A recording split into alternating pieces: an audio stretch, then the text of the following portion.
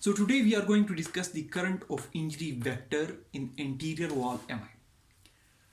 We have discussed the vector analysis, we have also discussed the current of injury, and so today we are going to apply the knowledge of current of injury and the resultant vector due to current of injury in specifically in the anterior wall MI. To discuss that, we will repeat and we that the human heart basically it has a base, it has apex, it has lateral sides, it has a septum.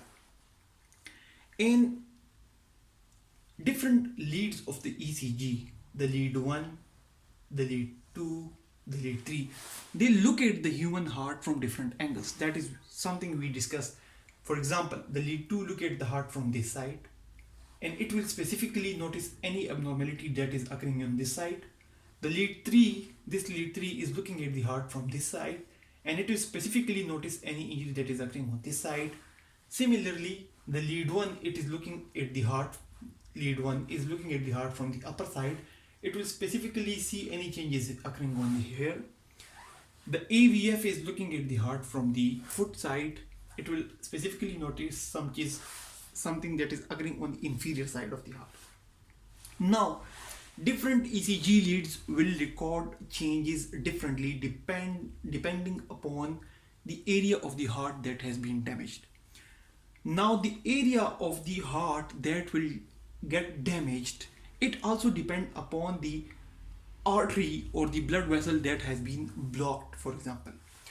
Other abnormalities also do occur in the heart, but most commonly ischemia occurs. When ischemia occurs, for example, the most commonly in left anterior descending artery.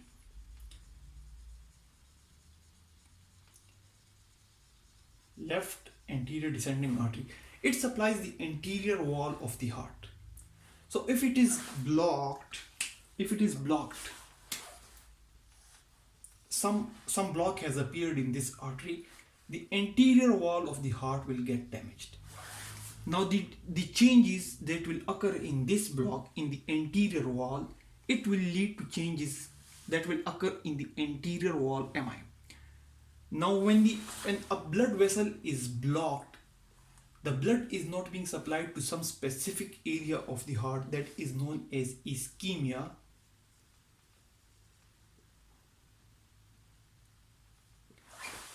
That is known as ischemia.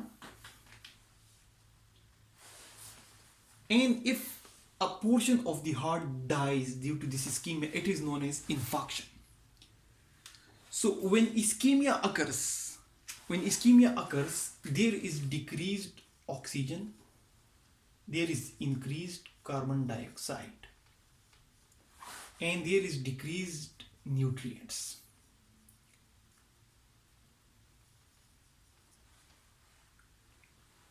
So blood is not coming here, so oxygen is not coming here. As blood is not coming here, oxygen is not coming here, so more carbon dioxide is forming here and it cannot be removed. That carbon dioxide cannot be removed and food products or nutrients are not coming to this area. So sometimes when this condition occurs, ischemia occurs, this portion of the heart, it does not die. It could be this portion, the base, or it could be any lateral portion, or it could be the septum, or it could be but anterior wall. But we are in this example we are discussing anterior wall MI. Now when this area has been damaged, the muscles have not died yet, but they have the capacity to get depolarized and repolarized.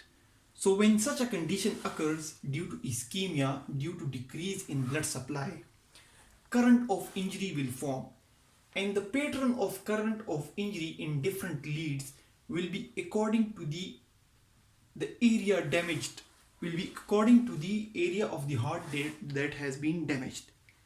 If the lateral wall on this side has been damaged, more changes will be seen in the lead 2. If this wall is being damaged, more changes will be seen in this lead 3. If some inferior side of the heart is damaged, then AVF will notice more changes.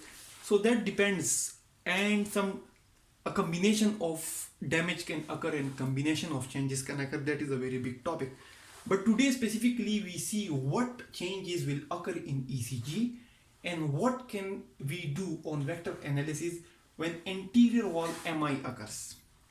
An anterior wall MI occurs mostly due to the blockage of left anterior descending artery.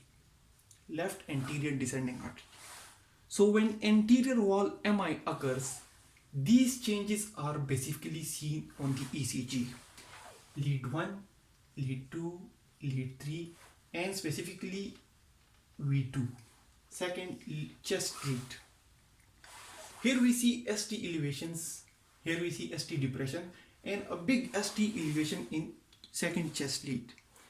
If we do vector analysis for these ECG changes, if we do vector analysis for the ECG changes that are occurring in the anterior wall MI, we see that if vector analysis for the lead 2 is done, the chest lead is done, it will be seen that the negative portion or of the vector will be coming from the anterior part of the ventricle. The negative portion of the vector will be on the anterior wall of the ventricle. And when the vector analysis is done on the bipolar limb leads and we get the main lead, we will see that this vector is having its negative portion. This vector will be having its negative portion on the left side, and the positive side of the positive direction of the vector will be on the right. So the normal vector is somewhere here 59 degree. This is normal. This vector has been rotated toward the right side. So the vector is basically shifted toward the right side, right axis deviation, but its negative side is towards the left side. So if we combine the vector analysis from the bipolar limb leads and the vector analysis from the chest lead, we see a vector that is coming from the anterior wall and from the left side. So we see damage has been occurred in the heart on the left side and in anterior wall. And we already know that the portion of the heart that is on the left side and that is forming the anterior wall, it is being supplied by the left anterior descending artery. So from the pattern of appearance, from the changing that are occurring in the different ECG leads, we are able to say that this left anterior descending artery is being damaged. So when a blood vessel is blocked, ischemic changes occur because of lack of oxygen, increase in carbon dioxide, lack of nutrients.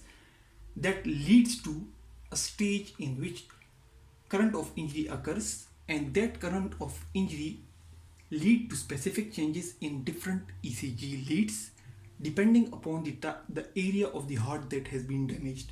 If we consider the anterior wall MI and we do vector analysis for the current of injury due to the anterior wall myocardial infarction, that is mostly due to left anterior descending artery, we get some specific changes in bipolar limb leads and we get some specific changes in second V2 chest lead.